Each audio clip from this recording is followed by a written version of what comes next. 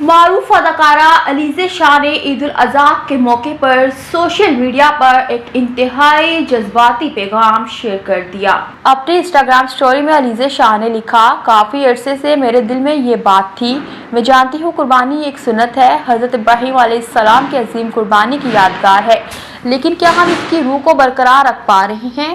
اداکارہ نے اپنے پیغام میں کہا، خون آلود تصاویر اور ویڈیوز شیئر کرنے سے گریز کریں، جانوروں کے خوف اور درد کو میمز نہ بنائیں، قربانی کے جانوروں کے سائز اور تعداد کی فخریہ پوسٹ کی بجائے عاجزی کو فروغ دیں۔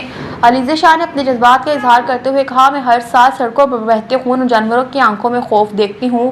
وہ بول نہیں سکتے لیکن محسوس ضرور کرتے ہیں۔ کیا ہم ان کے جذبات کا احترام نہیں کر سکتے؟ انہوں نے واضح کیا کہ پیغام کسی کی مذہبی عقیدت پر تنقید نہیں بلکہ ایک درخواست ہے۔ اسلام ہمیں رحم دلی اور احترام کا درس دیتا ہے۔ کیا ہم اس روح کے ساتھ قربانی کا عمل انجام دے سکتے ہیں؟